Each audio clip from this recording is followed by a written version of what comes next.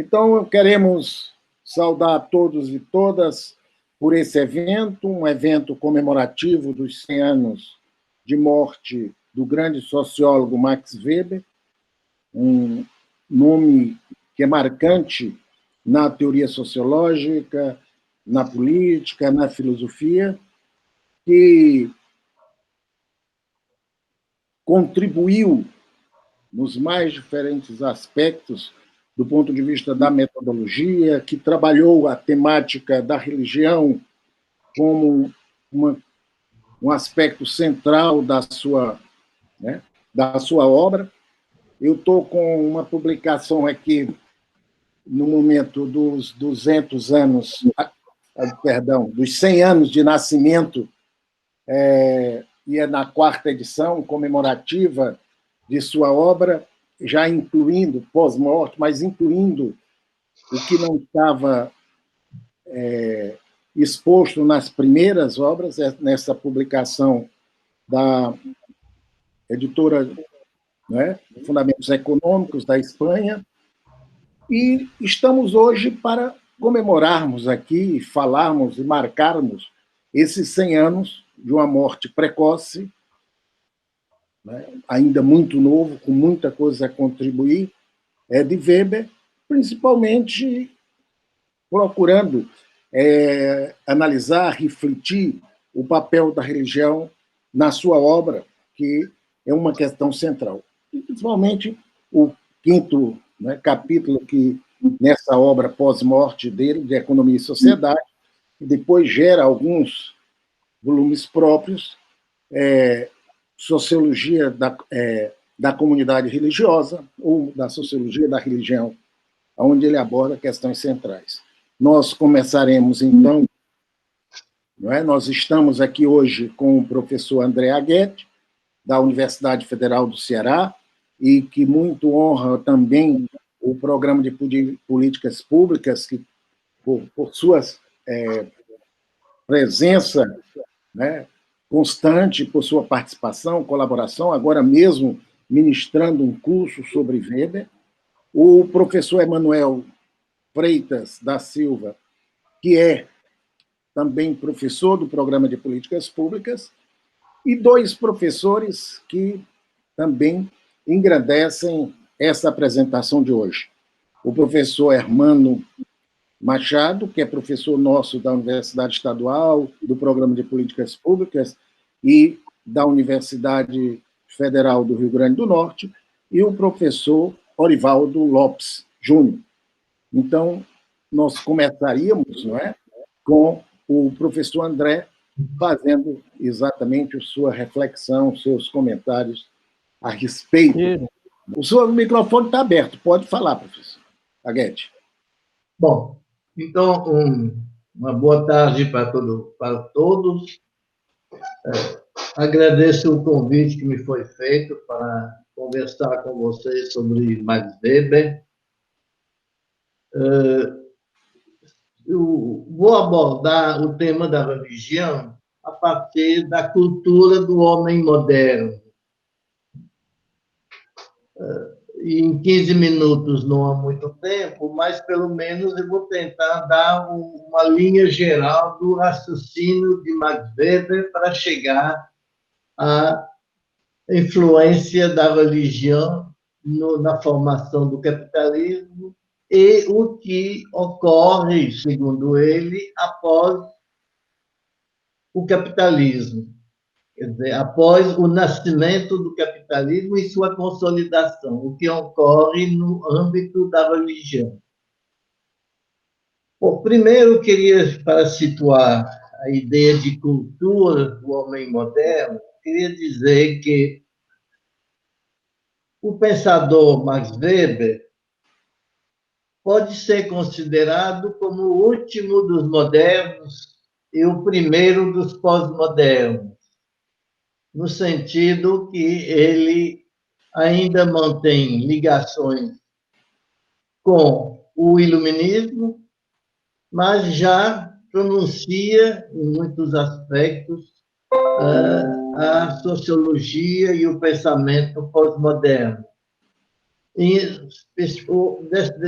da maneira que ele vai se tornar, a partir dos anos 1950, 1960, talvez o sociólogo mais citado, mais lido e mais ensinado, embora não, talvez, de uma forma igual. Mas acho que é importante manter esta compreensão. Então, o que o Max Weber nos lega? Primeiro, uma obra inacabada, mas numa visão grandiosa e sutil da história do mundo ocidental, descortinando o avanço da racionalidade. Este tema da racionalidade é fundamental em Max Weber. Várias formas de racionalidade, não somente uma. Mas o avanço da racionalidade visto como guia ético, econômico, intelectual e político, que vai culminar na força conquistadora do capitalismo.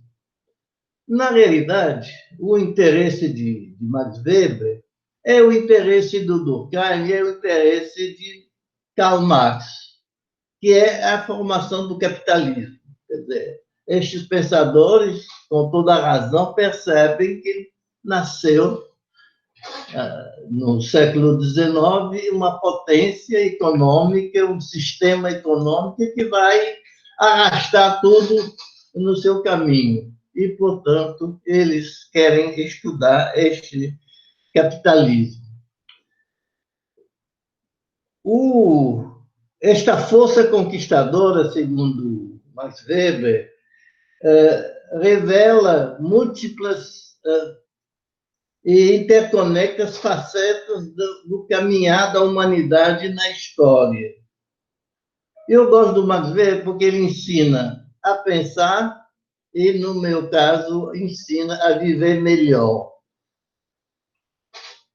Eu parto para a subcultura de uma frase que acho extremamente interessante do ponto de vista epistemológico para entender Max Weber. Ele fala da incomensurabilidade do mundo que nos circunda e das interações que tecemos, que são de um alcance epistemológico infinito. Quer dizer, esta ideia da incomensurabilidade do real, da inesgotabilidade do real pelo conhecimento.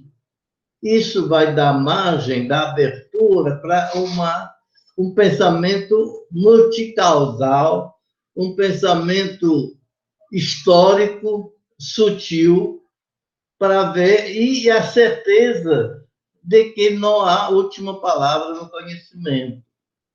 E que várias abordagens são possíveis e várias abordagens são permitidas.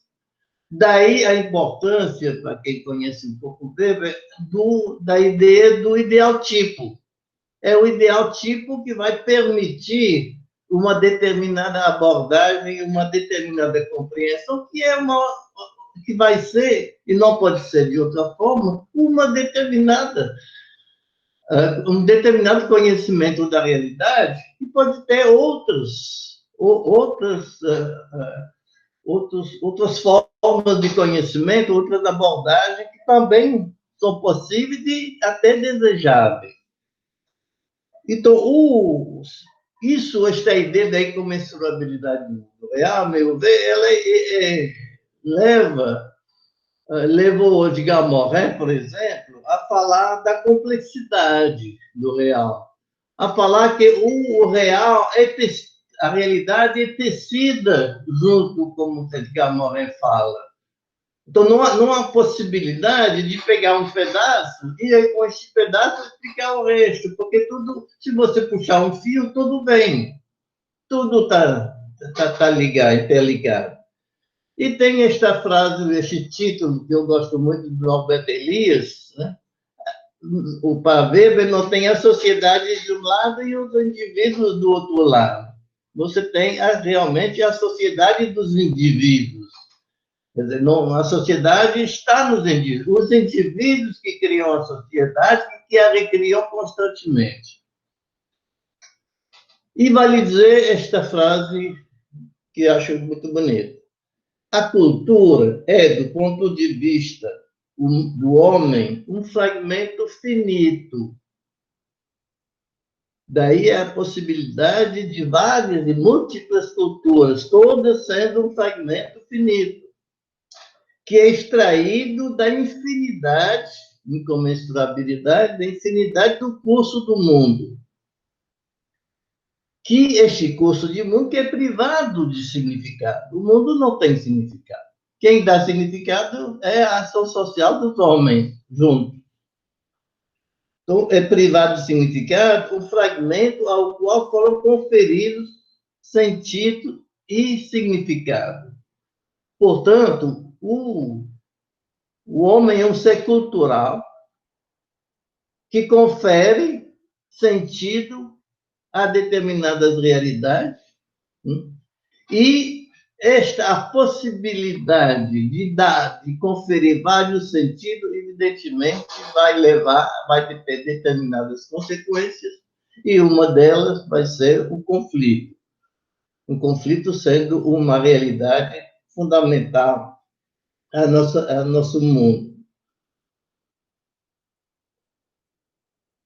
E o Weber também vai ter esta palavra, nesse sentido, eu acho muito bonito, ele vai dizer, os seres humanos estão amarrados a teias de significados que eles mesmos teceram. Acho esta frase, esta visão, esta compreensão da realidade. Afinal de contas, nós somos presos de nós mesmos. Nós mesmos, nossos antecessores, e nós no presente, e que nós estamos, de uma certa forma, tecendo as estruturas que vão amarrar as pessoas que nos seguem, que vão vir depois da gente. Então, daí, esta ideia é importante. Quer dizer, a compreensão que nós somos seres culturais, que os indivíduos tecem teias de sentidos que amarram no homem, porque estas teias de sentido vão compor estruturas. Muitas vezes se diz que o Max Weber é somente uma sociologia individualista, uma sociologia qualitativa. Não. Ele parte do indivíduo, evidentemente, e vê como o indivíduo, juntamente com os outros, a partir do sentido que dá às suas ações, formam as estruturas. E, na realidade, toda a obra do Weber é estudo de estruturas. Não é estudo de casos. Ele se utiliza... Não, eles não aparecem até o Horácio, agora eu não apareço. Alguém falou? Não, está aqui. Se ele utiliza de casos, né, para entender a formação da estrutura. Então, é neste sentido que da multiplicação dos sentidos estruturados nascem todo tipo de conflitos, desde a luta de classes e de status, até conflitos entre valores irredutíveis a uma ordem transcendental. E aí a gente está chegando à religião. Conflito, poder e dominação são processos intrínsecos a toda a vida societária. E aí, nesse sentido, eu acho que o Weber difere muito de Marx, no sentido que Marx vê uma solução possível no mundo, enquanto o Weber é um pessimista. Não há possibilidade de solução. Se há contradição entre os valores, se nossos demônios são contraditórios entre si, como resolver isso? Então, isso acho que esta temática está sempre presente na compreensão de Weber. Então, o que nós temos? Temos no mundo ocidental o nascimento com o judaísmo de uma perspectiva racional. Aí, na religião judaica, e através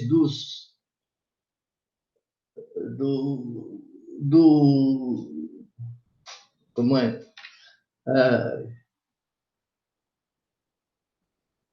Apóstolos nos profetas, através dos profetas, que vão afastar o judaísmo da magia, isto é, de um mundo essencialmente profundamente religioso, no sentido que é o exterior a este mundo que manda neste mundo. Então, pela primeira vez, diz Weber, no Ocidente, aparece o início de uma religião em que o homem é responsável por suas ações. E ele é responsável, o que ele vai fazer causa até a ira de Deus, e não mais o contrário. Então, aí nasce a racionalidade, uma ética racional, portanto, um processo de racionalidade, que, evidentemente, vai ser reforçado com a filosofia grega e depois com toda a filosofia ocidental e o cristianismo. Por quê? Porque o cristianismo vai pensar teologicamente, isto é, racionalmente, em termos de conceitos, a sua fé. Basta pensar na ideia de Deus trino. Então, este Deus trino, ele é pensado a partir das noções filosóficas de Aristóteles e Platão, sobretudo Aristóteles, né, de substância, três substâncias, uma só realidade. Certo? Quer dizer, então, a sociologia, a teologia cristã, vai desenvolver o pensamento racional para entender a sua fé. Este processo de racionalização vai chegar, diz Weber, ao ponto máximo na religião calvinista, que prega a predestinação. A partir daí, se cria o que Weber chama a responsabilidade total do homem por si mesmo. Então, o homem, através do que ele vai chamar da profissão, vocação, vai criar um ethos, uma maneira de agir, um estilo de vida, uma conduta de vida que vai ser totalmente racional e que vai estar adaptada ao capitalismo nascente e, portanto, vai oferecer ao homem capitalista uma ética racional. Por quê? Porque quando Weber fala do capitalismo, ele fala de um capitalismo moderno. Isso, temos que entender que para Marx, para Weber, há muitas formas de capitalismo. Capitalismo é uma ação que os homens fazem para conseguir lucros. Mas você pode conseguir isso através de guerra, pode conseguir isso através de conquista, você pode conseguir isso através do roubo, através da pirataria, de outras, e o capitalismo da antiguidade através da escravidão, por exemplo. Qual é a especificidade do capitalismo moderno? É uma empresa racional suscetível à contabilidade. E ela é uma empresa contínua. Não é uma coisa de que eu vou conseguir, como na pirataria, um botim e depois não mais. Então, é todo dia. Então, como ele diz, Weber entende o significado cultural do capitalismo da seguinte forma: é um poderoso cosmos, forma uma entidade tão grande que forma um cosmos em cima dos indivíduos, e vai prender os indivíduos, ele vai se impor aos indivíduos. Este poderoso cosmos da ordem econômica e moderna, que determina hoje, com uma força constrangedora e irresistível, o estilo de vida, a conduta das pessoas, de todos os indivíduos que nascem no seio desta maquinaria. Então, daqui para frente, com a formação do capitalismo, os indivíduos e a coletividade estamos presos numa engrenagem a serviço de uma operações financeiras, de uma operações para conseguir lucratividade medida. Então, o termo talvez fundamental para Weber será aquele termo de accountability, em inglês. Quer dizer, o comportamento tem que ser eficiente, tem que ser eficaz e tem que render o lucro esperado e desejado e administrado. Então, temos esta nova ética, né, que é o fruto de uma longa história e que se encontra fortemente representada no calvinismo. Esta longa ética, ela vai ajudar o homem capitalista no início do nascimento do capitalismo, no sentido que vai dar unidade entre o que ele deseja e os seus próprios valores, coisa que o cristianismo católico, por exemplo, não dava. Nos lembramos todos que o capitalismo, o catolicismo, negava, portanto, o empréstimo de dinheiro, que considerava como juros, como usura. Então, se constrói... Aí é um paradoxo muito interessante, que talvez, a meu ver, é o ponto fundamental de Weber em termos de religião. O cristianismo ajuda o capitalismo a nascer e a se consolidar. A ética do protestante ajuda, não causa, é uma das causas, um dos fatores e das circunstâncias a capitalismo nascer. E uma vez nascido e consolidado, este capitalismo vai criar tensões entre estes indivíduos e esta ética, tensões que vão gradualmente levar a uma perda da religiosidade, no sentido de que não é mais Deus que age no mundo em cima das pessoas, mas o homem que é obrigado a procurar seu próprio caminho. Então, num texto muito bonito, ele vai mostrar que entre o capitalismo e a religião, sobretudo está falando aí neste momento do cristianismo, da religião da fraternidade, vão se criar tensões enormes em todos os aspectos da vida. O mais evidente, obviamente, é com a religião. É como que você vai... Isso é nosso problema hoje. Como que você vai resolver eticamente o problema de uma fraternidade cada vez maior, ao mesmo tempo a busca concentrada, intelectualizada, contabilizada do lucro?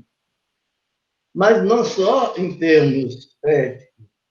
Quer dizer, isso, você se lembra que o Marx dizia que a ética é impossível dentro do capitalismo.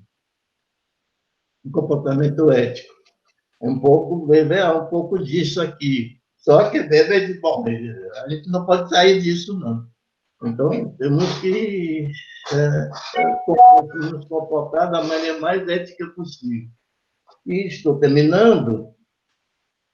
Estas tensões criadas pelo capitalismo, que hoje é avassalador, vão ser tensões no campo ético, tensões no campo político, tensões no campo econômico, tensões no campo intelectual e no campo erótico. No campo erótico, extremamente evidente. As religiões, o catolicismo, mesmo o protestantismo, tem grandes problemas com a sexualidade. Imagine mais com o erotismo. Então, aí cria tensão. Quer dizer, há uma frase de um filósofo francês, cujo nome me escapa no momento, ele diz que o cristianismo é a porta de saída da religião. Interessante. E a gente acho que expressa muito bem o pensamento de Weber. Se há um processo de racionalização, se a religião se tornou cada vez mais racional ao ponto de eliminar os deuses, a passar de um jardim encantado, o homem está se considerando um jardim encantado, expressão de Weber, para este mundo onde está a máquina de uma engrenagem que leva todo mundo. Então, evidentemente que a experiência religiosa perde a sua densidade. Não que ela que seja fadada a desaparecer. Mas o que o Weber diz é que o comportamento diário, a conduta de vida do homem e da mulher moderna não são mais basicamente religiosos. Evidentemente que se eu me sentir mal, eu posso rezar, mas não vou deixar de ir ao médico. Eu não preciso de muito fanatismo religioso para não ir. Certo? Então, a racionalidade ganhou uma batalha. Eu sou responsável por mim mesmo. Esta sociedade é responsável por si mesma. E não é mais o além, de qualquer forma que seja vista, o além, que vai intervir neste mundo para, segundo Weber, torná-lo melhor. Então, eu termino pela frase, no final da Ética do Protestantismo, Weber tem 2 páginas, né, de um pessimismo cultural muito grande. E ele diz o seguinte: eu temo que os homens modernos se tornem especialistas sem espírito, gozadores sem coração. Esse nada, esse mundo desta racionalidade, imagina ter chegado a um grau de humanidade nunca antes alcançado.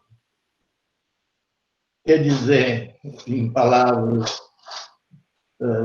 que sociólogos gostam muito de usar, estamos num mundo em que a racionalidade instrumental está vencendo a batalha sobre a racionalidade substantiva. E é tanto que, no momento de uma pandemia hoje, nos surpreendemos com os atos de solidariedade que as pessoas fazem. Nós achamos isso extraordinário. E mas deveria ser a normalidade do homem religioso. mas parece que não é, porque se contrapõe, né, a uma entidade muito mais forte no momento, que seria esta empresa capitalista em busca do seu bem-estar econômico. São algumas reflexões que eu queria propor a vocês. Obrigado. Bem, agora vamos ouvir o professor Emanuel Freitas, que há não muito tempo, né, porque é bastante novo ainda, ele defendeu uma tese e que trabalha com as categorias de Weber e discute exatamente o papel que ocupam as religiões, principalmente as pentecostais, no dia de hoje na nossa sociedade. Então, Emanuel, por favor, você está ouvindo, cara? Sim. Boa tarde. Eu queria primeiro começar agradecendo esse honroso convite que o Horácio fez para estar aqui discutindo um pouco do Weber com nomes que são consagrados na sociologia, como o professor André, o Orivaldo, que não foi meu professor no Rio Grande do Norte, mas de disciplina, porque na época do mestrado eu trabalhava com uma outra questão, que não era religião, mas que tomei conhecimento da sua existência enquanto pesquisador da religião, e professor Hermano, que foi meu professor durante a graduação, e desde então tornou-se um amigo, e o professor Horácio, que tem sido essa preciosidade com a qual eu tenho convivido já há coisa de 2 anos. Né? Eu vou tentar fazer aqui uma breve exposição de algumas categorias do Weber, das quais eu me vali durante a pesquisa de doutorado, do meu texto da tese, na verdade. Minha pesquisa foi sobre a comunidade católica Shalom, sediada em Fortaleza, mas presente já nos 5 continentes. E eu trabalhei, sobretudo, com as categorias de carisma, já que eu pretendia analisar a formação de uma liderança carismática, que é o seu fundador, Moisés Azevedo. E para isso me vali, para compreender a sua liderança carismática, me vali, sobretudo, dos conceitos de profeta e sacerdote, que me pareceu ser os próprios movimentos do Moisés durante a história da comunidade que foi fundada em 1982. Né? Mas quando eu comecei a realizar a pesquisa sobre a comunidade Shalom, que é uma das consideradas novas comunidades do catolicismo, né, do catolicismo carismático, uma das primeiras questões com as quais eu me debati e que diz respeito diretamente à obra do Weber era o crescimento das novas comunidades em um mundo pretensamente secularizado ou secularizado aos moldes daquilo que se entendia por secularização, né? Assim, se compreendia erroneamente do que seria a secularização, como se secularização significasse a morte do sobrenatural, né? Essa foi a tradução mais grosseira, por assim dizer, do termo secularização, que, na verdade, quando eu comecei a discutir essa questão, eu vi que o Weber não tratava bem ou não remetia bem à morte do sobrenatural na sociedade, mas, na verdade, a teoria da secularização na sociologia do Weber era uma teoria da modernização. Não dava para compreender os processos de modernização sem compreender o processo de secularização, que, para ele, em linhas gerais, dizia respeito muito mais, ao invés de uma morte do sobrenatural na sociedade moderna, dizia mais respeito a uma separação entre as diversas esferas, a esfera social, a esfera política, a esfera econômica, a esfera artística e a esfera religiosa, sendo todas elas, a partir de então, independentes, sobretudo, daquilo que era o domínio da religião antes do processo modernizador. E, nesse sentido, então, eu fui percebendo como o surgimento e o avanço dessas novas formas de espiritualidade católicas, sobretudo originadas nos Estados Unidos, uma vez que a renovação carismática é originária de Duquesne, né, em 1967, depois vem para cá. Inclusive, os 2 primeiros missionários da renovação carismática são norte-americanos. Um deles é o padre Eduardo, que teve ali naquela reunião entre lideranças católicas e o Bolsonaro, recentemente polemizada, né? Então, a secularização não dizia respeito a essa morte do sobrenatural, mas mais ainda a uma questão de pluralismo de esferas e, sobretudo, pluralismo da própria religião. Então, eu fui entendendo, no decorrer da minha pesquisa, que a própria secularização era produto das tensões, inclusive o professor Aguete já fez referência a esse texto do Weber, das rejeições religiosas do mundo e suas gerações. A secularização dizia respeito, sobretudo, às tensões que a religião, com as quais a religião debatia-se com outras esferas, como a artística, a política, como eu falei anteriormente. Portanto, eu fui compreendendo, a partir do Weber, que a secularização era um espaço em que a religião estava num movimento o tempo todo de tensão com outras esferas, de competição com outras esferas. E aí, à medida que essa sociedade se pluralizava a partir dessas esferas, a religião também, de certa forma, permanecia competindo. E foi assim que eu fui entendendo a presença dessas novas comunidades. Basta dizer que a comunidade Shalom aqui, sobretudo em Fortaleza, ela tem em seus membros a grande maioria de membros das classes A e B, portanto, são membros altamente escolarizados, né, são membros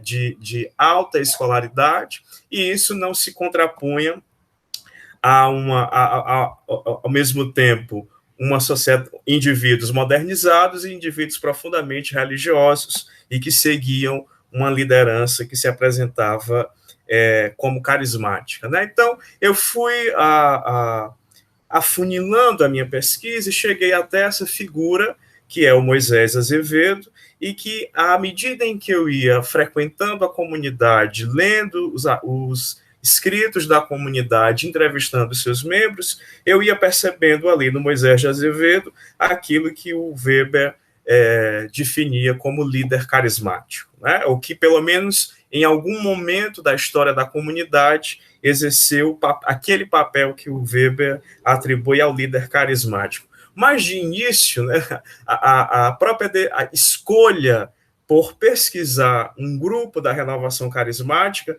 já me colocava diante da sociologia do Weber, porque havia a ênfase da referência a um termo muito caro para ele, que é o termo carisma. O Shalom se apresenta como carisma Shalom, né? Faz parte de um segmento da Igreja Católica, que é a renovação carismática, uma outra referência a carismas, e eu fui percebendo que havia uma polissemia do termo carisma. Havia aquilo que era o carisma Shalom enquanto vocação, havia os carismas, que se creem ser os carismas do Espírito Santo, e havia a definição de carisma tal como trabalhada na sociologia. Então eu fui percebendo que, se eu estava diante de uma liderança que se apresentava e era crida como carismática, isso exigia de mim também compreender as relações produzidas pelas relações com essa liderança, e de novo voltava a Weber com a ideia de relações de dominação carismática, né? Ou seja, de uma associação que tinha por elemento embasador um conjunto de relações que eram relações de dominação, mas de um tipo preciso de dominação, que é aquela muito próxima do que o Weber chamava de relações de dominação carismática, né? Logo, eu fui entendendo para o Weber aquilo que ele definia como carisma, que seria o carisma como aquilo que legitimaria determinadas relações sociais, e eu pretendi, então, compreender que relações surgiam no interior da comunidade católica Shalom, que se aproximavam, portanto, de relações que o Weber definia como de dominação carismática, e quais eram as relações ali de subordinação, de obediência, de apagamento da memória, de seguimento do líder, da ideia de identidade, da ideia de vocação a partir daquilo que o Moisés expressava e que para eles era compreendida como expressão de um carisma, e em tudo isso o Weber foi se fazendo presente nesse caminho de estruturação da minha tese. Sobretudo porque, à medida em que a pesquisa avançava, eu fui compreendendo bem o que ele queria, o que ele estava falando, da compreensão de uma relação carismática como uma estrutura de poder. Né? Então, essa ideia da relação carismática, não apenas uma relação de crença, né, não apenas uma relação afetiva, não apenas uma relação emocional, mas, sobretudo, por ter todos esses elementos, também se constituía como uma relação de poder. Né? E, novamente, eu voltava para outro conceito do Weber, que é o conceito de poder, daquela capacidade que alguns sujeitos têm de produzir a ação do outro, inclusive quando esse poder se torna domínio, de produzir uma ação no outro, de tal modo que o outro pense que essa ação foi desejada por ele mesmo ao praticar. Né? Logo, eu fui compreendendo como a religião, para o Max Weber, deve ser compreendida, sobretudo, por meio de processos de legitimação, onde ela atua. E ali eu estava diante, então, de uma estrutura associativa, para lembrar os termos do Weber, né, que anteriormente havia sido funcionado como uma seita, por assim dizer, porque rompia com a tradição católica e por apresentar um novo modo de ser católico ainda não institucionalizado no começo dos anos 80, mas que à medida em que foi avançando, né, na própria ideia de rotinização do carisma, de burocratização do carisma, de burocratização das experiências religiosas organizadas a partir daquilo que o Moisés enunciava, foi se tornando uma igreja. Eu estava ali diante de um fenômeno que era um fenômeno de legitimação de uma certa forma de vida surgida a partir daquilo que o Moisés enunciava no começo dos anos 80. Né? Portanto, compreender aquela expressão de poder carismático, de liderança carismática, era compreender uma relação, que era a relação carismática do Moisés, que era o líder carismático, com os seus liderados, depois transformados em comunidade católica Shalom, e depois do Moisés com a própria estrutura da Igreja Católica. Uma das cenas que mais me impressionou durante a realização da pesquisa foi uma assembleia, por ocasião dos 35 anos da comunidade, na Assembleia Legislativa do Ceará, em que um dos bispos mais à esquerda que a Igreja Católica cearense conheceu, que era Dom Edmilson, não vou me lembrar bem o sobrenome dele agora, ele termina a audiência beijando a mão do Moisés. Né? Então, isso era um ato para mim bastante simbólico, porque quem conhece o catolicismo sabe que bispo não anda beijando mão de fiel. Né? O ato é o contrário. São os bispos que têm sua mão beijada. E naquela assembleia ocorria um movimento contrário. Era o líder carismático, que inclusive furando a tradição, tinha sua mão beijada, o que significava para mim o próprio rendimento da tradição a esse líder profético que era o Moisés, como Moisés Azevedo se apresentava e era crido. Né? Portanto, eu fui compreendendo aquelas definições do Weber de carisma, né? Dons considerados sobrenaturais, que não são acessíveis a todos, uma qualidade pessoal que é considerada como extra cotidiana, o líder carismático que rompe o cotidiano, no caso do Moisés, rompia ali no começo dos anos 80 o cotidiano do que era o catolicismo, sobretudo porque ele vinha de um setor que era a pastoral da juventude, completamente distinta do que viria a ser a renovação carismática católica, e ao romper uma tradição, renova e magiciza uma determinada realidade. Né? Assim, um dos relatos muito interessantes que eu escutei das origens é que num determinado momento de oração, diante do Santíssimo Sacramento, o Moisés pedia para que os irmãos ali presentes dessem tudo a Deus, né? Doassem tudo a Deus. Eles iam entregando as coisas em forma de oração, mas o Moisés para um momento e diz assim, não, Deus está querendo que a gente entregue mais. E aí essa pessoa me disse, a mágica naquele momento era tão grande que um irmão tirou a blusa, tirou o sapato e jogou aos pés do Santíssimo, porque parecia que era nesse sentido que Deus queria que a gente que se entregasse tudo, né? Portanto, um cotidiano completamente magicizado, de onde emergia ali nos anos 80 o líder carismático, né?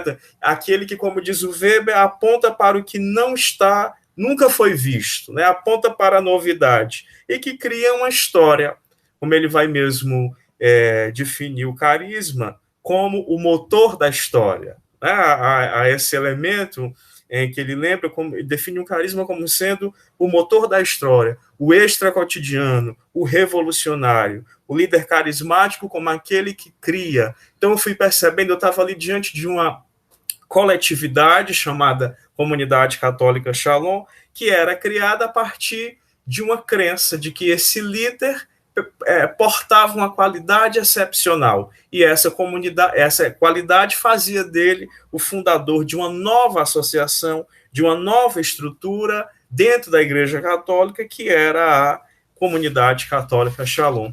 E aí o Weber me foi muito útil, como eu falei anteriormente, por pensar no processo histórico da constituição do líder carismático, como esse processo histórico foi da constituição de um profeta, como eu falei anteriormente, até chegar a um sacerdote.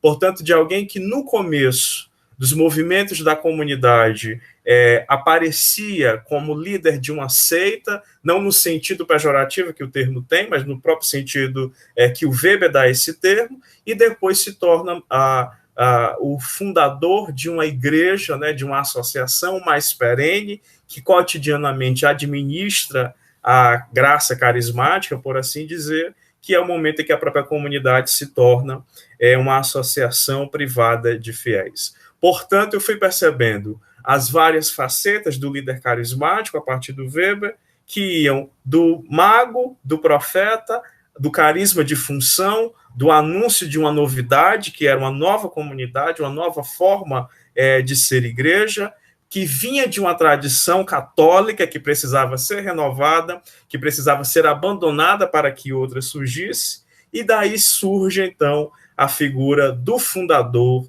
do reformador, daquele que tinha um carisma profundamente pessoal e que somente ele, líder carismático, podia dar cabo àquela missão que tanto ele, como líder carismático, cria portar, como também os seus liderados acreditavam ser ele o portador, e mais do que isso, o único portador, né? O que de mais interessante eu descobri na tese foram os diversos processos burocráticos mesmos que foram necessários para que a liderança carismática aparecesse e se constituísse no tempo como uma liderança carismática essencialmente, né? Então, era diante de uma relação de dominação carismática que produziria a congregação ou a associação, nomeada Comunidade Católica Shalom, que tinha algumas características apontadas pelo Weber, que eu conseguia perceber ali: devoção afetiva ao líder, a associação de caráter comunitário, o carisma como um recurso de poder e, sobretudo, a obrigação da obediência dos liderados ao seu líder, que eu fui percebendo, ajudado pelo Weber a compreender um fenômeno religioso do século XX e que tem se estabelecido como um importante fenômeno no século XXI, que é uma comunidade que tem dimensões internacionais no catolicismo carismático do nosso tempo. Seria isso. Então, ótimo. Agradecemos ao professor Emanuel e já me desculpo porque eu me referi que na sua tese você trabalhava as religiões pentecostais e você trabalha isso atualmente, não é? Atualmente é que você se dedica mais, você trabalhou na tese e foi o Shalom. Agora vamos ouvir o professor Ivaldo Lopes, da Universidade Federal do Rio Grande do Norte, um especialista também em sociologia da religião e conhecedor profundo de Weber. Boa noite, agradeço muitíssimo esse honroso convite para estar aqui, podendo participar com colegas tão queridos e tão competentes no campo, na área, e este encontro está me enriquecendo bastante, né? Em dia 14 de junho de 1920, morria Max Weber, com 57 anos de idade, por conta de uma pandemia, né? Uma série de coincidências, que era a gripe espanhola. E não chegou a ser uma pandemia global só porque não havia, naquela ocasião, o transporte aéreo em larga escala, mas que teria sido global se fosse nas circunstâncias semelhantes à nossa. O Weber se dedicou com intensidade ao estudo da religião. Eu fiz um levantamento porque me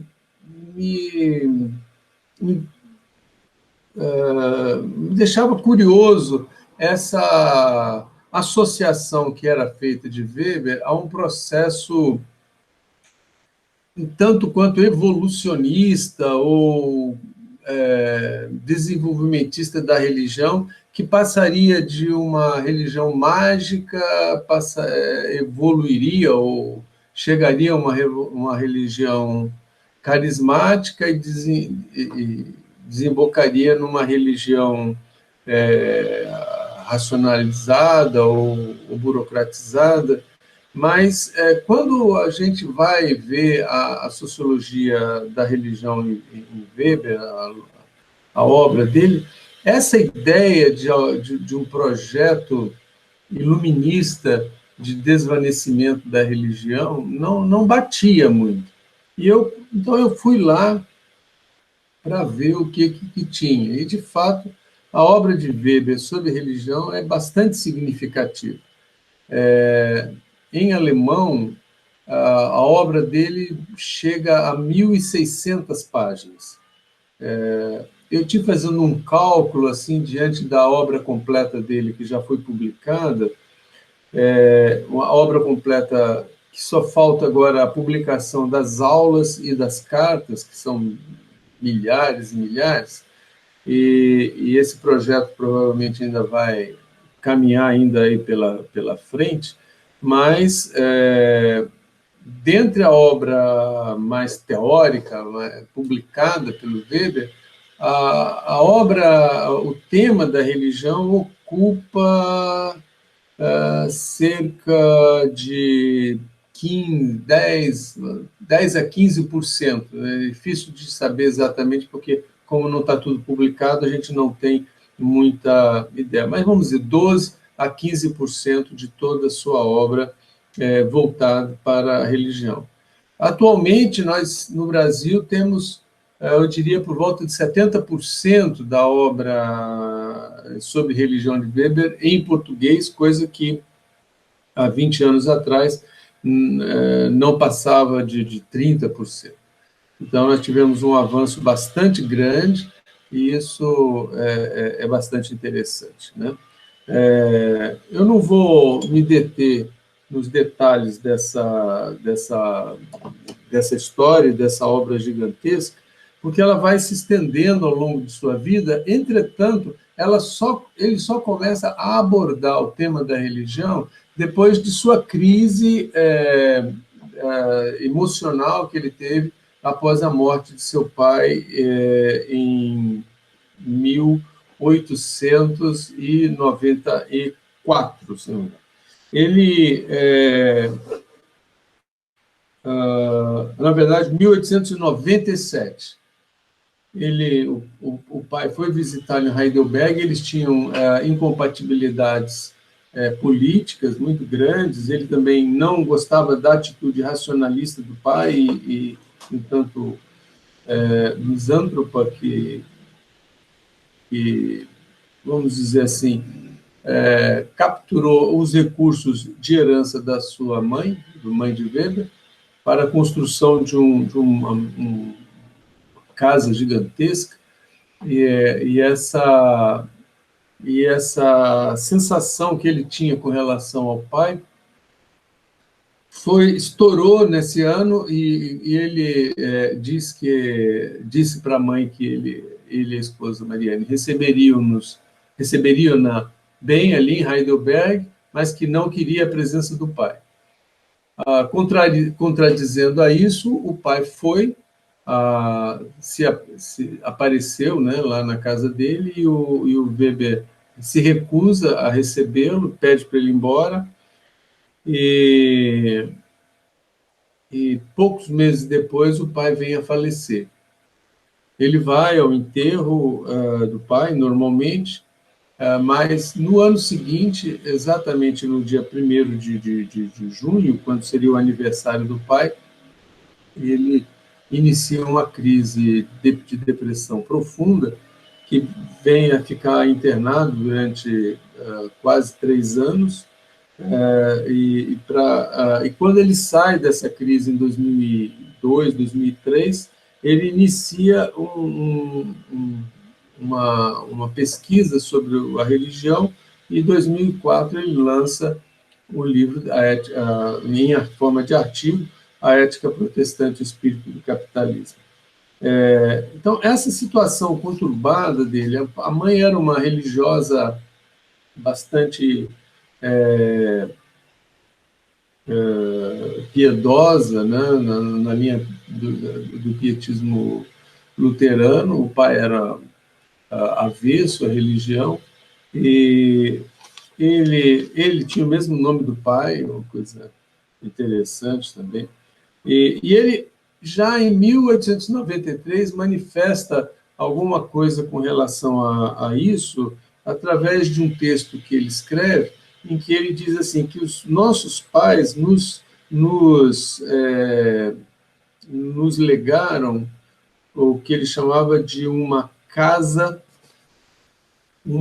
forte, uma casa que nos mantém presos dentro dessa casa. Ele se referia às estruturas institucionais dentro das quais eles tinham que se mover, mas era também uma certa referência à sua própria relação.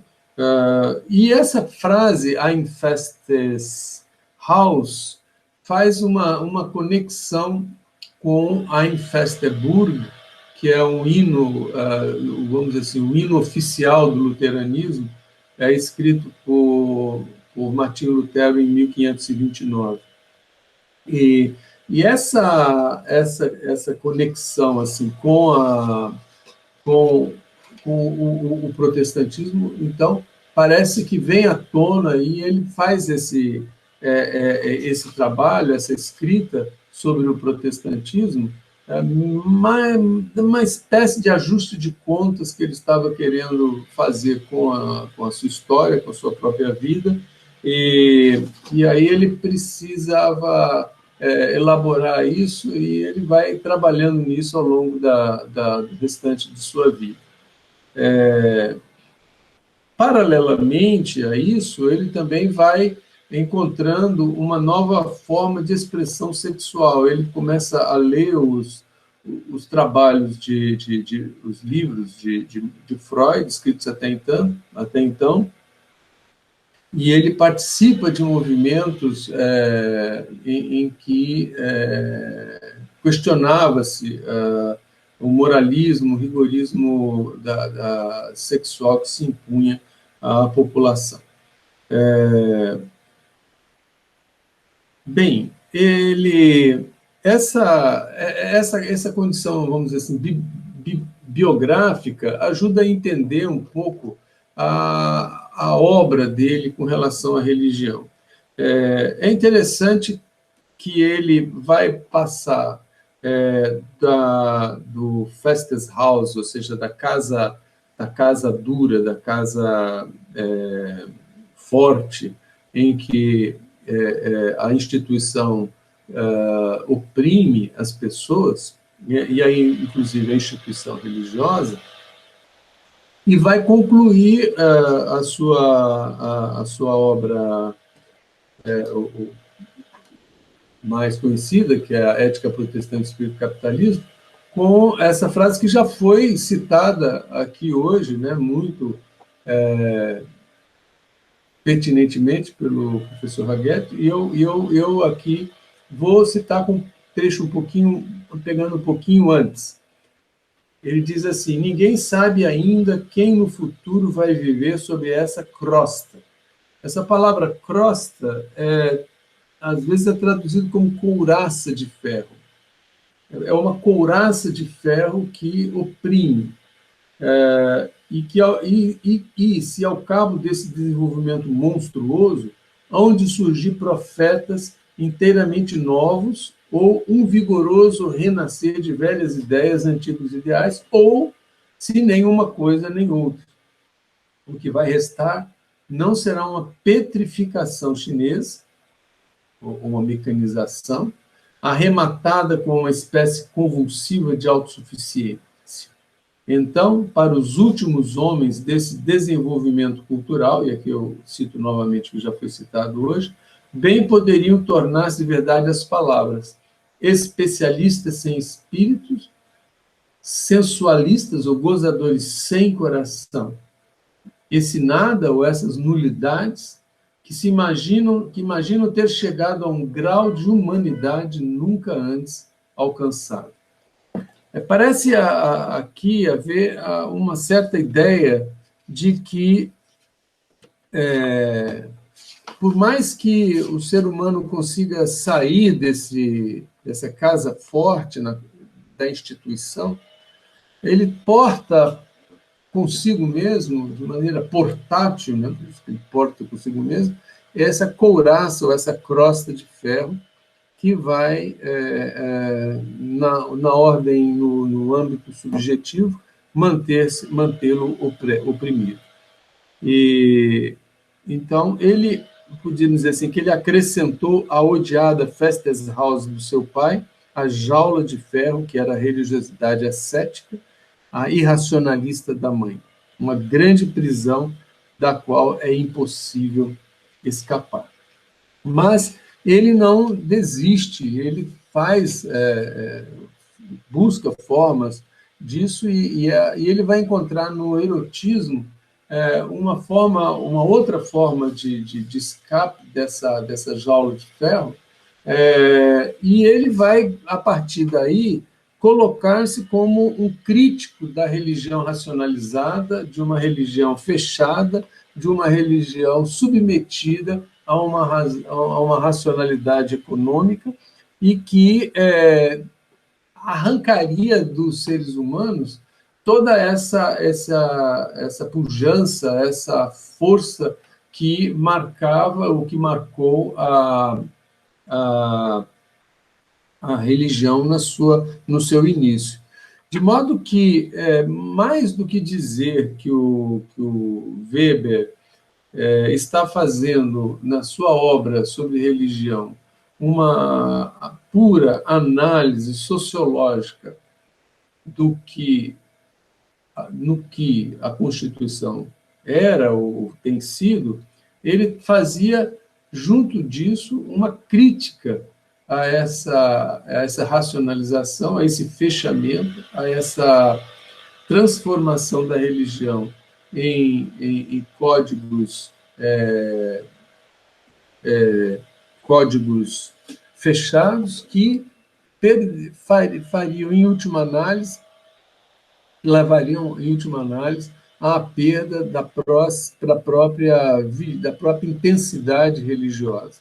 E a sua visão com relação a isso, da religião, é que isso seria uma perda para a própria humanidade. Então, nós não podemos dizer que o Weber seja um profeta um mero profeta da Entzauberung, né, da desencantamento do mundo. Ele é mais do que ele pode ser um profeta, vamos dizer, no sentido veterotestamentário, que, aliás, ele de vez em quando fala da figura dos profetas do Velho Testamento como figuras excepcionais, homens que deram início a uma resistência subjetiva à ordem imposta. Então, ele pode ser considerado aquele que, vamos dizer assim, assina o atestado de óbito da religião, mas do crítico desse tipo de religiosidade, que se não renovar-se, se não romper com essa jaula de ferro, ela jamais vai conseguir exercer um papel significativo para a humanidade como deveria ser. Bem, essa é a tese que eu tento defender aqui, e eu espero que possa produzir ou provocar alguma discussão. Muitíssimo obrigado. Agora, professor Hermano, também, né, professor vindo da Universidade Federal do Rio Grande do Norte, retornando agora novamente a sua casa materna, mas também companheiro nosso aqui do programa de políticas públicas, né, que muito nos honra. Professor Hermano, tem que liberar seu microfone. Professor Hermano?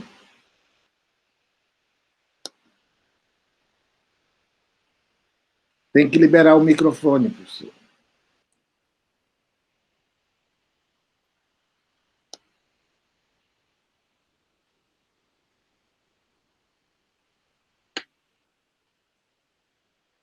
Professor, o senhor aperta uma vez na tela, que aí vai aparecer a barra embaixo.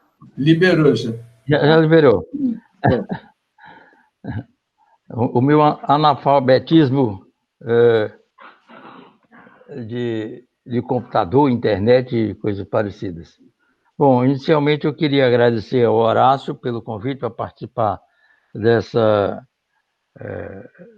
sessão de debates e me congratular com os meus colegas, o André Aguete, que há algum tempo eu não o vejo, apesar de já conhecê-lo há bastante tempo, o Arivaldo, que é meu colega aqui na UFRN, e o Emanuel, que foi meu aluno há relativamente pouco tempo, lá no curso de graduação das Ciências Sociais.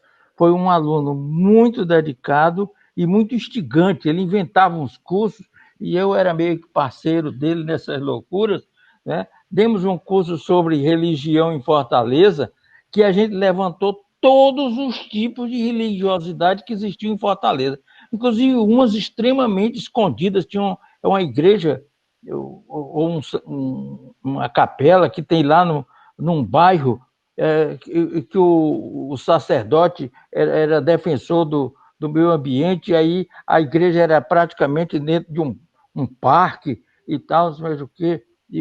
Então, foi um curso extremamente interessante. Depois ele me fez ler quase toda a obra do Gilberto Freire, para a gente dar um curso sobre o Gilberto Freire, e assim foi indo. Então, é um prazer enorme encontrar o Emanuel e participar com ele de um debate. E gostei muito aí da sua exposição sobre o seu doutorado.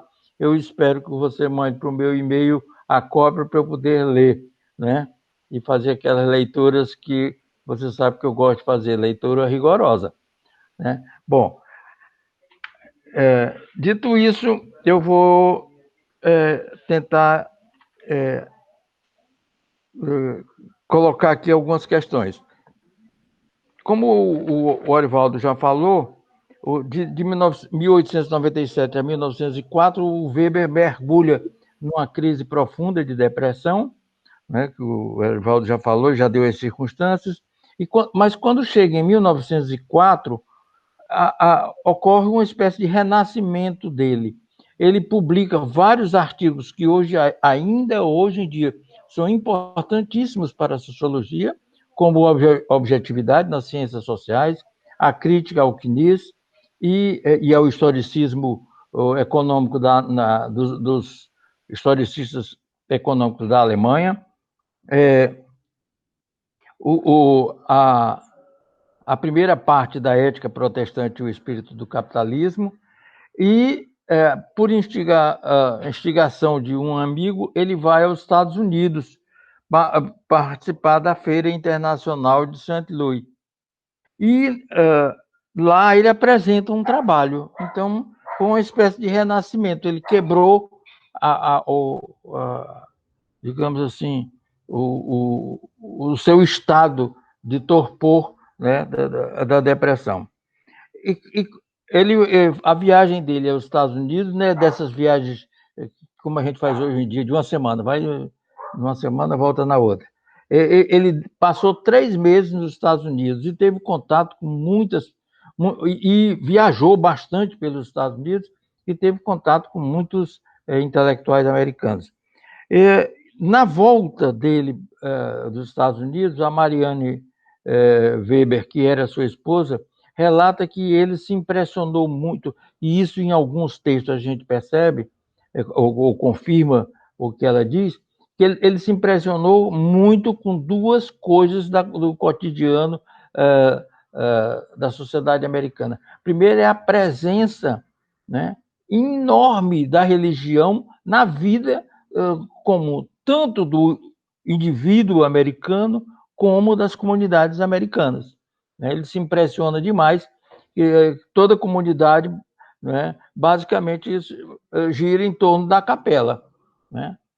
E aquele tipo de capela batista, né? Tem a entrada, aquela uma espécie de um campanazinha, depois lá no fundo uma espécie de palco, de um lado o piano para poder os crentes executarem os hinos, o inário, e de outro a estantezinha para o pastor colocar a Bíblia e fazer a sua pregação. Então ele se impressiona demais com essa presença da religião na vida do americano. E a outra coisa que está registrado lá na conferência que ele faz sobre a política como vocação, que é o fato de os eleitos, sobretudo os eleitos para os cargos do Poder Executivo, ter um dia certo para começar o mandato e um dia certo, às vezes até com hora certa, para terminar o mandato. Ele considera esse negócio uma coisa extremamente absurda e que para ele meio incompreensível. E, além disso, é que o candidato, antes de se eleger, ele já faz a distribuição com os seus pares ou com os seus adeptos dos cargos que aquelas pessoas iriam preencher antes da eleição. E aí,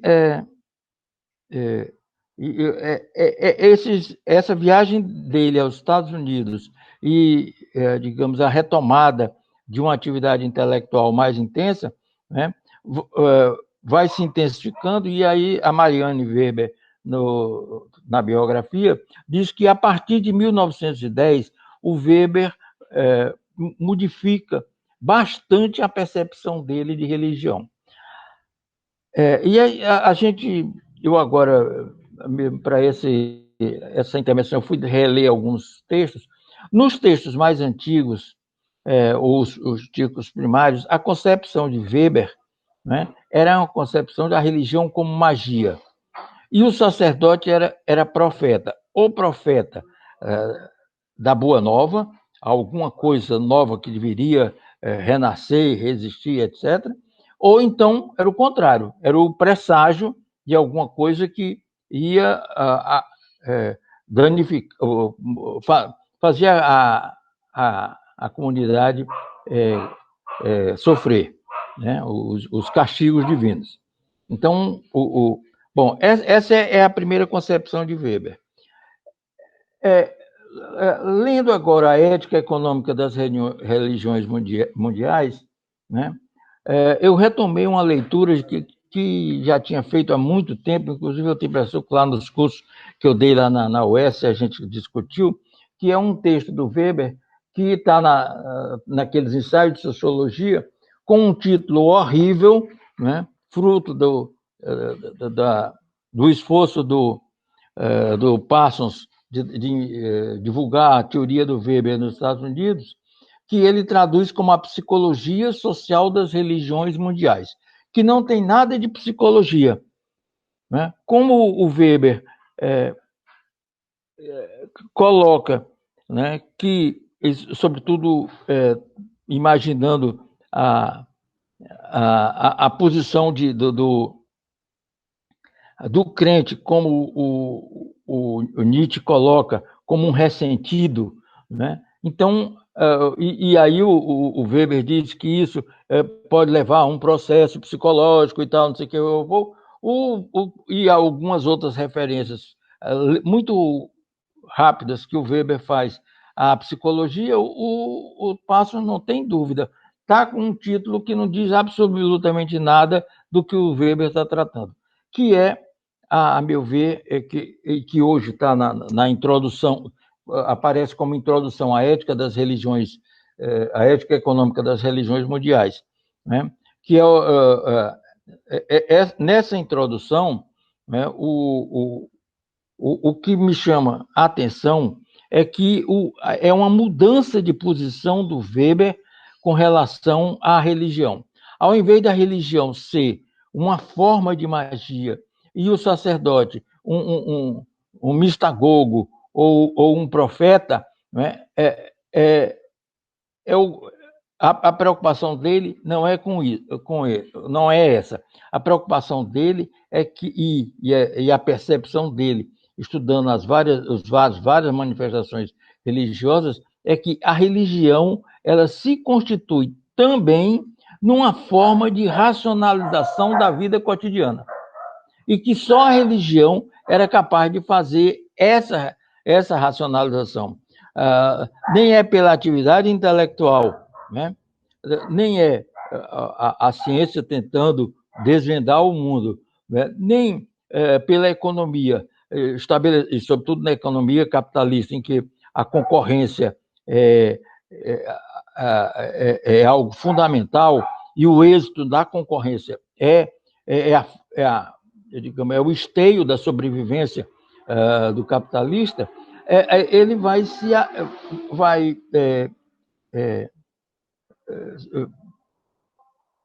tentar perceber, analisar como a religião se torna e se transforma numa forma de racionalização. E aí é uma forma de racionalização da vida cotidiana. No confucionismo e no taoísmo, a conduta do fiel é uma conduta adaptada ao mundo, e é uma vivência do mundo, né? E é isso que faz com que o confucionista e o taoísta ele adquira êxito na sua vida religiosa, e o que ele vai chamar de religiões de salvação, que é o hinduísmo, que ele considera a forma mais radical de recusa do mundo, o hinduísmo, o budismo, o cristianismo, o cristianismo até a reforma, em que o mundo é visto como algo que tem que ser esquecido. Você tem que fugir do mundo. Tanto os hinduístas como os budistas, né, os monges budistas aparecem como mendicantes. Eles não queriam... A recusa do mundo era tamanha que ele se recusava até garantir a sua própria subsistência. A subsistência dele era dada pela comunidade em função de esmolas. Eles eram mendicantes. Depois eles vão para os mosteiros e aí é que se isolam mesmo do mundo, né? E tanto no hinduísmo como no budismo, o esforço da religião é para que o fiel transcenda as suas circunstâncias e passe para um outro patamar, em que ele se desligue completamente do mundo. Que são basicamente as técnicas da meditação, tanto do hinduísmo como do budismo, né? A meditação é uma forma de você entender o mundo, não é uma forma de você vivenciar o mundo. É o contrário, é uma forma de você fugir das circunstâncias do mundo e alcançar um outro patamar que seja um patamar mais condizente, digamos assim, com uma certa transcendência. Bom, e aí, nesse esforço dele de mostrar como a religião é uma forma de racionalização, né, ele vai, no segundo texto, né, classificar as atividades humanas nesse padrão aí que o André Goethe já falou, né, as várias esferas da vida cotidiana, né? A esfera religiosa, a esfera econômica, a esfera política, a esfera estética, a esfera erótica e a esfera intelectual. São 6 esferas, né, que, mais ou menos como essas 6 esferas, você consegue abarcar toda a vivência cotidiana do indivíduo. E isso numa primeira etapa do texto. Depois ele vai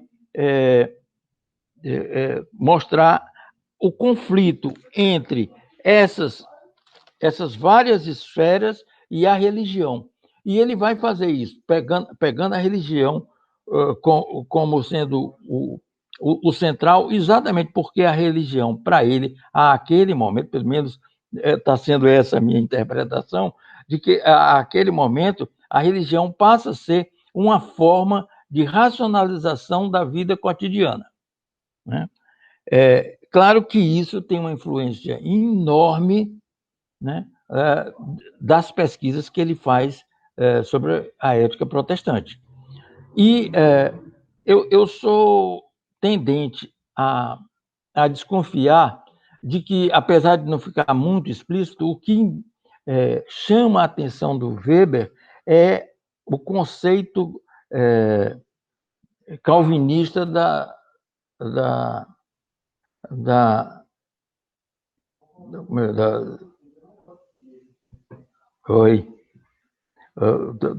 o conceito calvinístico da predestinação. Como eu não sei... Primeiro, todo crente sabe que alguns serão salvos, outros não serão salvos.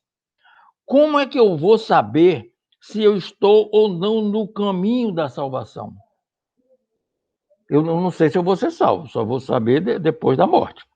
Que aí eu sei se me salvei, vou saber se me salvei ou não. Mas eu tenho que ter a certeza de que o caminho que eu estou trilhando é o caminho que vai me levar à salvação, e não o caminho que vai me desviar da salvação. E aí, nessa visão do Weber, né, não vale esse tipo de prática, sobretudo do catolicismo, que você comete um pecado, vai lá diante do sacerdote, confessa o pecado, ele dá uma penitência, você cumpre a penitência e o pecado está perdoado. Aí, na próxima oportunidade, você comete o mesmo pecado e tal, vai lá, se confessa e tal. Ele diz, essa lógica é uma lógica da irracionalidade, né? É da inconsequência. Ao passo que a lógica calvinista é uma lógica racional, em que eu escolho um estilo de vida, ou como está traduzido aqui na ética econômica, uma conduta de vida, e essa conduta de vida não só me dá a certitudo, salutis, né, como me indica racionalmente a minha possibilidade de salvação. E me indica que eu estou num caminho que vai me levar à salvação. Bom, os conflitos entre a religião e as outras esferas, vai ser patente. No caso da esfera econômica, como é que eu vou conciliar uma religiosidade ou uma atividade humana que está, sobretudo, baseada na fraternidade, numa sociedade que é competitiva? Como é que eu vou conciliar a necessidade capitalista da competição para poder ter êxito e para poder eu manter a empresa capitalista, né? E, ao mesmo tempo, as minhas normas religiosas dizem que eu tenho que participar de uma comunidade fraterna. Então, entre a fraternidade e o êxito na concorrência, você tem uma tensão aí permanente. A mesma coisa vai aparecer na esfera política, né? Como é que todo candidato, o objetivo dele é ter êxito na sua candidatura, é ser eleito. Que critérios ou como o político vai ter uma condição em que ele consiga conciliar o seu êxito, né? Não só, e aí não só na eleição, mas no desempenho da sua função política, né? E a esfera religiosa, né? A solução que ele vai dar lá na conferência sobre a política como vocação é que as éticas, a ética da política e a ética religiosa são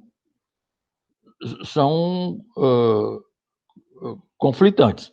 Na ética religiosa, você tem uma ética da convicção, e na política, você tem uma ética da responsabilidade. Antes da sua convicção está a responsabilidade sobre o êxito da sua administração. No caso tanto da esfera erótica como da esfera estética, né, ele coloca também uma tensão muito grande. A estética, de uma certa forma, surge ou emerge nas suas sociedades como formas de manifestação religiosa, não só como manifestação religiosa, mas boa parte da manifestação da manifestação estética está informada por princípios, práticas religiosas. Então, só que a um determinado momento, a estética vai fugindo dos preceitos religiosos, e a estética vai paulatinamente deixando de ser simplesmente manifestação da religião. E aí, à medida que ela vai se tornando autônoma com relação à religião, o conflito vai aparecer. No caso da esfera erótica, a tensão maior é menos pelo menos até onde eu consegui aprender do Weber, a tensão é menos com relação às regras eróticas que você tem, ou de uma certa vida de sexualidade que você tenha que seguir, né? Mas, ao contrário, é aquele que foge da regra, que aí estariam nessa esfera muito mais as experiências místicas, em que você recusa a atividade sexual, você recusa a qualquer tipo de erotismo, né? E o erotismo aí não é só o erotismo da vida sexual, mas é o erotismo também da alimentação, da vestimenta, todas essas formas de manifestações que, de uma certa forma, induzem a um certo erotismo, é extremamente reprimido, né? Então,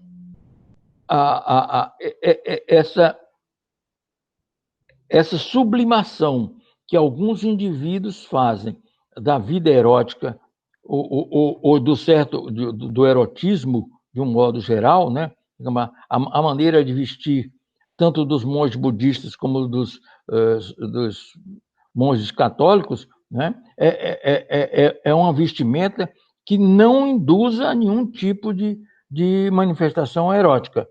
Ou seja, o eros, né, tem que ficar subsumido, né, a uma sublimação, de tal maneira que ele desapareça da vida. Então, a consequência da experiência mística. Bom, no caso da esfera intelectual, a consequência também uma tensão muito grande entre a ciência, que tem que desvelar o real, né, e os preceitos religiosos. E o que o Weber diz é que, paulatinamente, a ciência vai empurrando a religião para um campo que seria o campo da irracionalidade, né? E a tensão entre o conhecimento religioso e o conhecimento da ciência é uma tensão que leva a uma certa irracionalidade, né? O Habermas, num escrito relativamente recente dele, né, em que ele, depois do diálogo que ele teve com Ratzinger, né, ele escreveu um texto sobre a natureza a estrutura da natureza humana. E a tese básica dele é o seguinte: a ciência não tem limite. O limite do cientista é a nova conquista científica. Não há limite ético.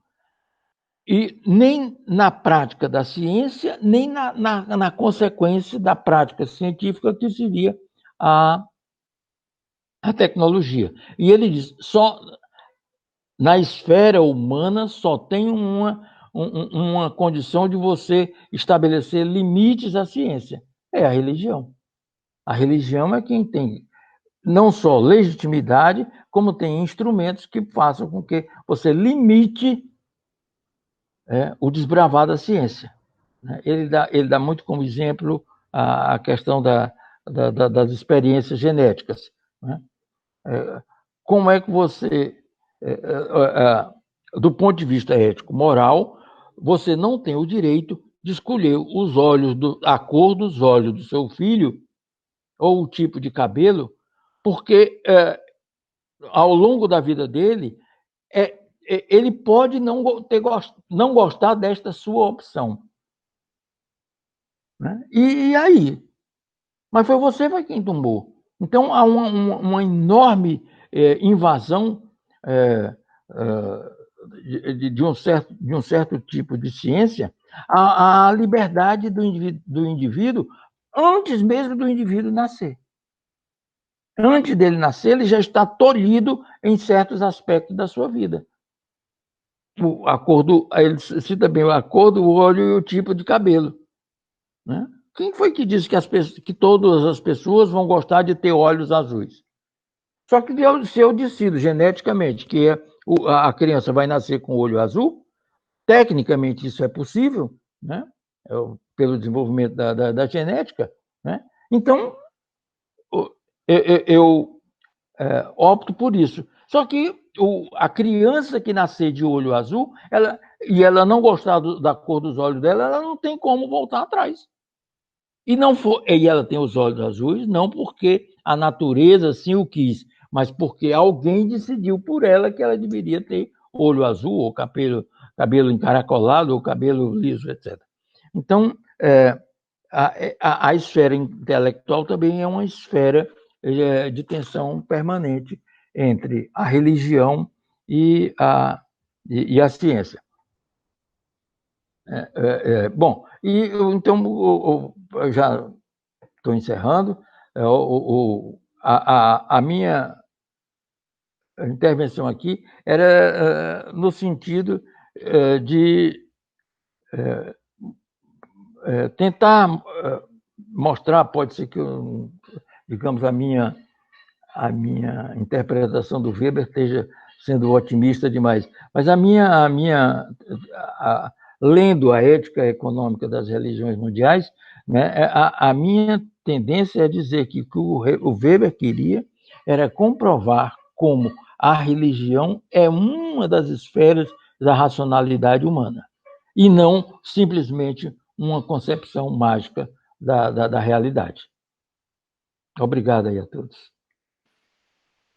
Bem, nós ouvimos o professor Aguete, o professor Emanuel, o professor Ivaldo e o professor Hermano. Nesse momento, estamos a 1h40. Isso, exatamente. Rápido, mas vamos, né, para um momento de reflexão sobre Max Weber, nesse ato comemorativo, né, de 100 anos da morte de um estudioso, de um pensador que marca a sociologia moderna. Como já foi dito, né, talvez o último dos modernos e o primeiro dos pós-modernos, um estudioso e que, na verdade, empreende toda uma sociologia compreensiva, dialogando com Marx e Nietzsche. Essa questão está sempre presente, é atual, e vamos continuar tendo que falar e discutir muito sobre sua obra. A nossa ideia é que depois se faça um segundo momento dessa reflexão, onde não tenhamos só as apresentações que foram feitas agora, mas que possamos dialogar entre os diversos participantes dessa mesa virtual que nós estamos tendo no momento. Isso.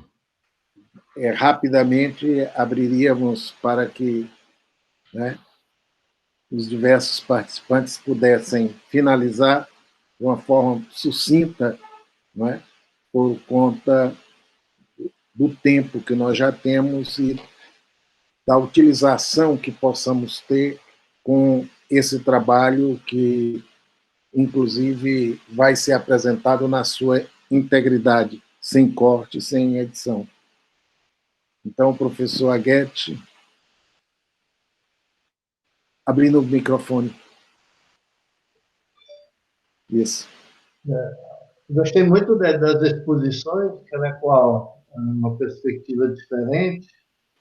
Agora, acho que eu 3 observações mais para debater do que outra coisa, para enriquecer, para contrapor a minha posição pessoal, a minha interpretação.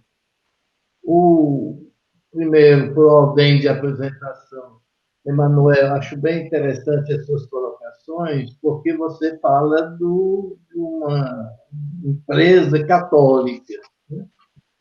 E Max Weber não tinha muito respeito pelo capitalismo, né? E foi mencionado rapidamente, e achava que o catolicismo, que o catolicismo era ainda muito pouco racional e que havia muita idolatria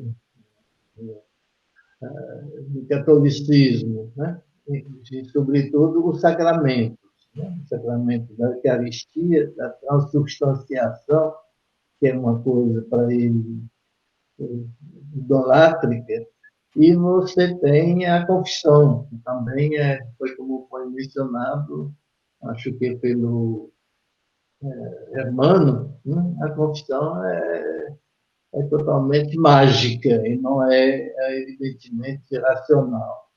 Então, seria interessante ver este aspecto nas suas colocações em relação a Weber. Como é que Weber se situa, analisaria uma empresa católica dentro da visão dele. A segunda, aí acho que houve uma divergência muito grande entre mim e o Orivaldo, e acho que entre o Orivaldo e o Hermano também, se não eu entendi bem, né? O Orivaldo não acredita muito neste desenvolvimento, nesta interpretação do processo de racionalização de Weber e pretende que Weber, se entende bem, Weber, a visão de Weber vai desembocar numa religião muito mais menos racional, mais aberta, um pouco mais pós-moderna, né? Mesmo, mais voltada para mais leve, mais etc. E então não sei se essa interpretação, para mim, tenho dificuldade a concordar com isso, pelo menos na totalidade. E eu, com o Hermano, acho que é interessante, Hermano só perguntaria, quando você se refere corretamente na minha interpretação a que o Weber, ao longo do tempo, vai reforçar a ideia da racionalização, de uma racionalidade na religião, ao mesmo tempo, eu penso que isso, ao mesmo tempo, ele vai notar que isso vai provocar um enfraquecimento da religião no sentido da conduta que os modernos têm na sua vida. E isso, sobretudo, por causa do efeito esmagador do capitalismo.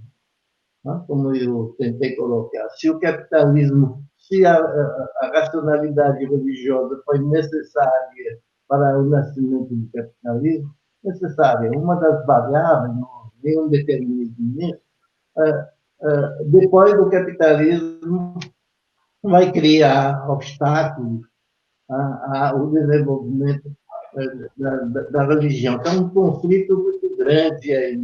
Aqui. E, para terminando, eu cito uma frase de Weber que diz: nós, indivíduos modernos, há músicos em relação à religião. Quer dizer, esta expressão, a música, ele usava para se definir, né? Para dizer que eu não sou nem contra nem a favor da religião, mas eu sou a música, não tenho ouvido para a religião. A religião não faz muito parte de mim, não me convence muito. Então, a frase, nós, indivíduos modernos, há músicos em relação à religião. Quer dizer, me parece que daí, e todos os outros estudos, podemos concluir que a racionalidade lucrativa do capitalismo, juntamente, como foi mencionado, com a ciência, vão fazer com que vai ter um enfraquecimento da densidade religiosa. Não é mais a religião racional ou não que vai influenciar, marcar, orientar os passos do homem e da mulher moderna. Então, essas seriam questões que poderiam ser debatidas numa outra oportunidade. Obrigado pela atenção. Professor Emanuel. Eu queria mais uma vez agradecer o convite por estar aqui com, como eu falei anteriormente, nomes tão consagrados na sociologia. E só fazer uma consideração de que o Weber tem me ajudado contemporaneamente a pensar as relações entre religião e política, que é uma coisa que sobre a qual eu venho escrevendo no momento, né? E, sobretudo, aquela ideia já levantada pelo professor Aguete no começo da sua apresentação, das tensões entre as diversas esferas e a religião, e, sobretudo, as tensões entre a religião e a política, né? Sobretudo procurando responder a questões que sempre me são colocadas, né? Das relações afetivas ou eletivas entre um certo cristianismo e umas certas políticas da morte ou políticas totalitárias, no que isso seria contradição com os elementos do cristianismo. E o Weber tem me feito pensar essas relações, não a partir da contradição. Eu gosto sempre de lembrar que o Weber mesmo lembrou a frase de Jesus: eu não vim trazer a paz, eu vim trazer a espada, eu vim trazer a divisão entre o pai e o filho, a própria ideia das religiões de salvação como religiões intolerantes, pela sua própria cosmologia, uma vez que a exigência da conversão a ela de toda e qualquer criatura, como foi o mandato de Jesus ao subir aos céus, como está no Evangelho, é um mandato de intolerância, né? Então, na verdade, não haveria assim tantas contradições entre o apoio de certas lideranças religiosas do nosso país a determinadas políticas e a determinadas ideologias. Então, eu tenho pensado muito essas relações entre religião e política, sobretudo as relações entre o pentecostalismo, seja católico, seja protestante, com esse tipo de política, e o Weber tem me ajudado muito, né? Então, eu espero que essa oportunidade se repita, e se repita também em condições de nova normalidade, quando esse caos todo passar. Professor Arivaldo. Bom, novamente agradeço e saio muito enriquecido do debate. Claro que o limite do tempo impede que a gente possa argumentar muito melhor, né, as nossas ideias, mas eu gostaria de... Foi boa a intervenção do professor André, porque, de fato, não é que eu esteja defendendo que o Weber previa uma superação da racionalização. Não é bem isso. Eu acho que isso ele me chama a atenção para não deixar esse ruído aí, né? Não é que ele prevesse isso. Cientificamente, ele percebe esse papel crescente da racionalização no âmbito religioso, mas em um determinado momento ele diz assim: a sina de nosso tempo é caracterizada pela racionalização e intelectualização, e, acima de tudo, pelo desencantamento do mundo. Mais adiante, quem nos livrará dessa parcelização da alma e deste domínio exclusivo dos ideais da vida burocrática? O que eu quis chamar a atenção é que, por trás dessa análise, existe também uma crítica. Não é uma análise pura e simples. Claro que o Weber é muito parcimonioso nas suas críticas. Ele só dedica, em textos de centenas de páginas, ele vai dedicar, talvez, 5 a 10 linhas numa janelinha que dá para a gente perceber essa ideia dele, né? Essa crítica que ele faz.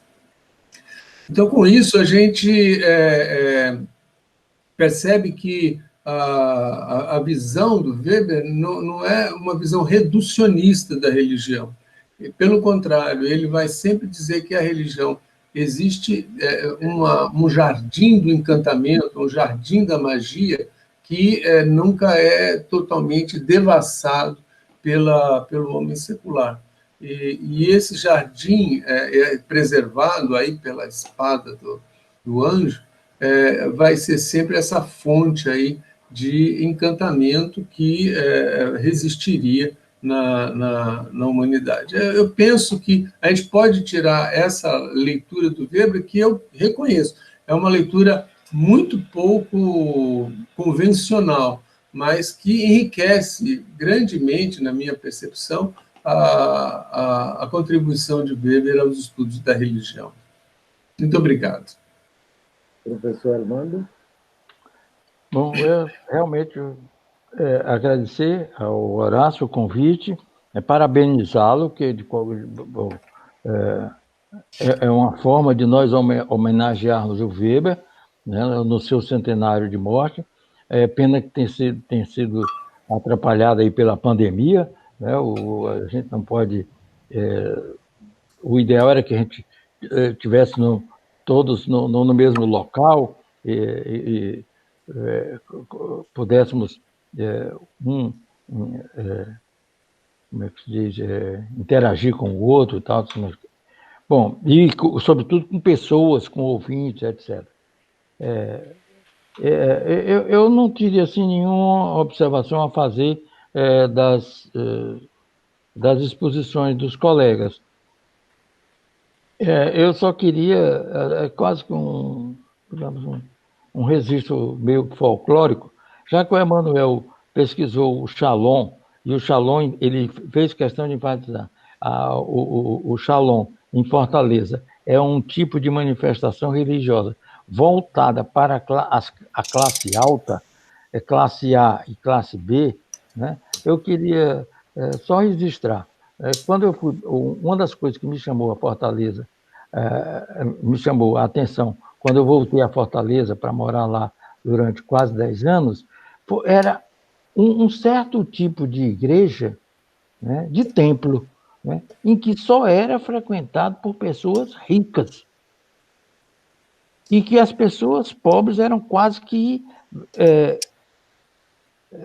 como é que chama? Vetadas naquele ambiente. E, sendo que tem uma delas, que é ali, é uma igreja que a gente vai no caminho entre a 13 de maio, a Ponte Vieira e o Iguatemi, tem uma igreja ali, primeiro, você só pode entrar se for de carro, não pode entrar se for a pé.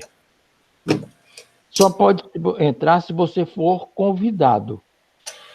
E se você for convidado por alguém que esteja no mesmo nível social que você. Então, é uma igreja de ricos e restrita a ricos, né? Eu até tentei entrar, né, uma vez, né, mesmo indo de carro e tal, mas como eu não tinha sido convidado, eu não pude entrar, porque eu queria saber qual era o tipo de progressão, de pregação ou de prática religiosa que essas pessoas tinham, né, a partir dessas circunstâncias. Serem ricos, né, e ricos falando para ricos e convivendo entre ricos. Então, mas fica aí só o registro. São umas 4 ou 5 igrejas em Fortaleza que só é frequentada por pessoas da classe A e não necessariamente porque o bairro é de pessoas ricas, não. A Igreja da Paz é bem juntinho do Campo do América. Só que os moradores do Campo do América dificilmente vão conseguir entrar na Igreja da Senhora da Paz. Até porque vão se sentir mal. Como quem diz, aqui não é meu ambiente, o que é que eu estou fazendo aqui? Bom, era isso, né? Eu gostei muito das intervenções, né? Eu queria voltar a salientar nisso, essa percepção do Weber de que a religião é uma forma de racionalização e não simplesmente uma interpretação mágica da realidade. Porque a conduta de vida é uma conduta que tem que ser racionalizada. Tem que ser racionalizada. E como ela tem que ser racionalizada, a informação da racionalidade vai ser dada pela religião. Bom, no mais, agradecer o convite do Horácio e a convivência aí com os colegas, apesar do nosso distanciamento físico. Bem, estamos encerrando e ficam as provocações para um novo encontro e uma nova gravação.